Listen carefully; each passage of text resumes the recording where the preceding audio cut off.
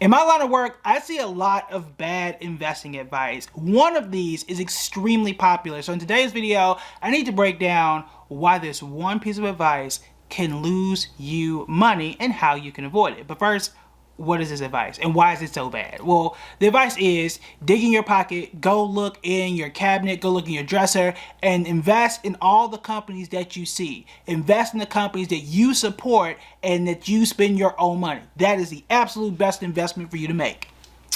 It is not. It is not. Sometimes you can get lucky where you have an iPhone and you buy Apple and you're good. That works. Sometimes in a year like this, you can shop at Amazon, buy stuff on Amazon Prime, invest in Amazon to be up 55% in 2023. Now, here's the issue here. 2 out of the last 3 years, Amazon has been negative. That wouldn't have helped you out. But also, even if I look at some of the most popular brands, Starbucks hasn't made money this year for investors. Nike is down double digits. I got a list here. Disney is down. Pfizer, which is one of the most popular companies, which honestly I didn't know before I researched this video, it's down 29%. Coca-Cola is down, and these are products that everybody uses or at least touches or brushes by at some point in time. The other reason is this: just because you like it and you support it doesn't mean that it is going to make you money. Those things aren't always correlated. You could be one person out of millions, right? And you could be the only thing, like, for example, who's shopping at Arby's?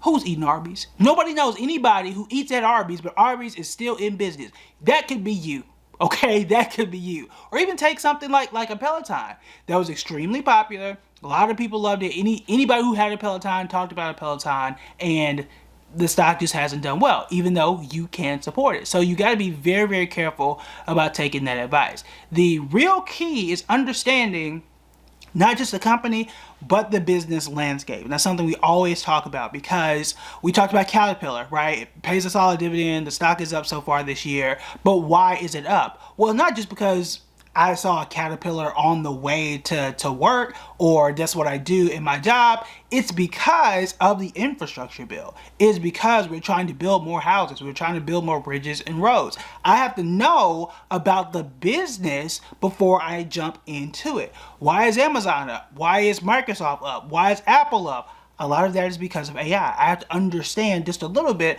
about the landscape of it. Now, if you are intimidated by that, that's okay. Okay, that is okay. There's a lot to understand. If you are new, there's a lot to absorb all at the same time. The good news is you don't have to.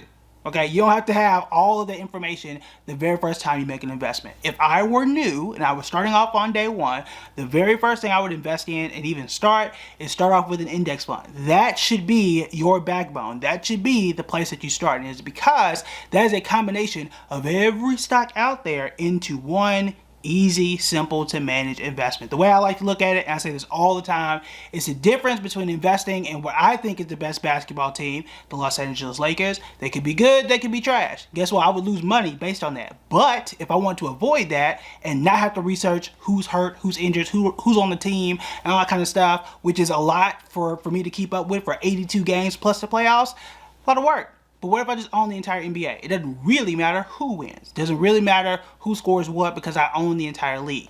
That is where you want to start if you are an investor.